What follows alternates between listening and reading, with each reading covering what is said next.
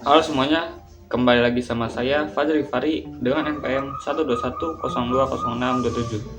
Saya dari kelas 2I Pemasaran.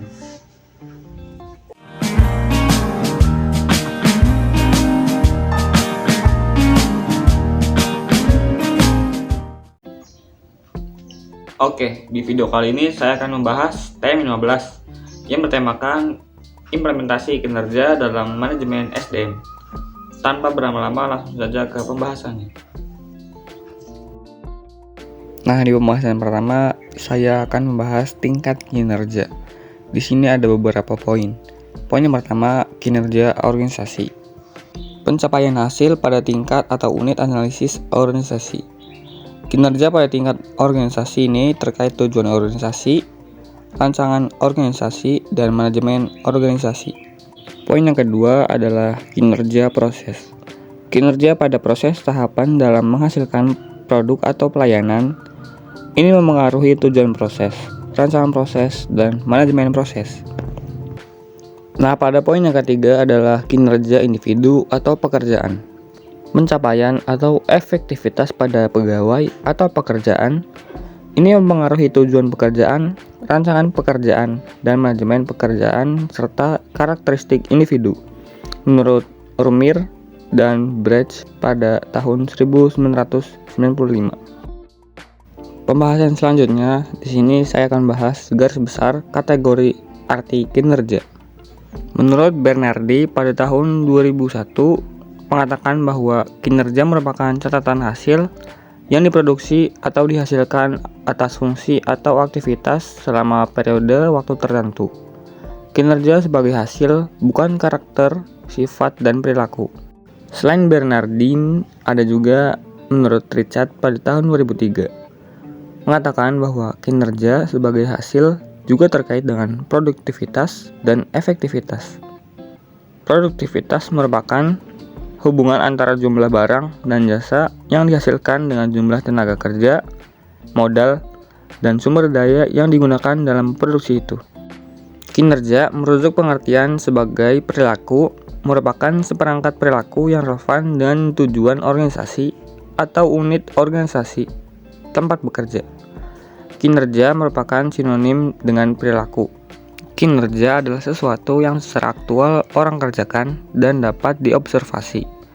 Kinerja mencakup tindakan-tindakan dan perilaku yang relevan dengan tujuan organisasi. Kinerja bukan konsekuensi atau hasil tindakan, tetapi tindakan itu sendiri.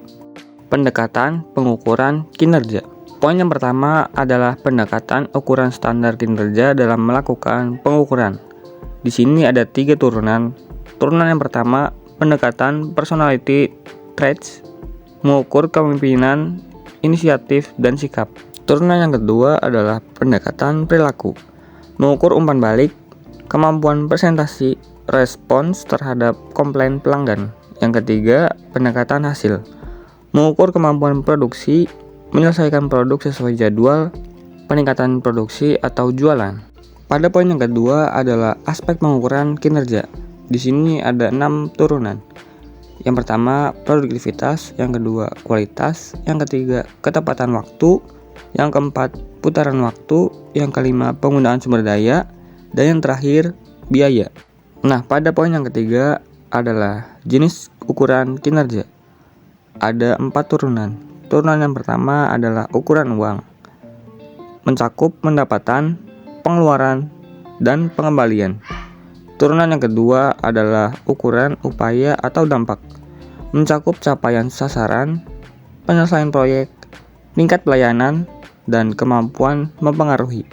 Pada turunan yang ketiga adalah ukuran reaksi, mencakup penilaian rekan kerja, pelanggan, pemegang pekerjaan lainnya.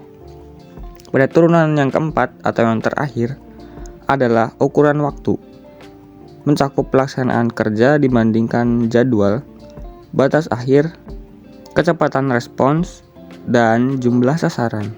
Pada poin yang terakhir adalah ukuran kinerja dalam dimensi kualitas. Di sini memiliki 10 turunan.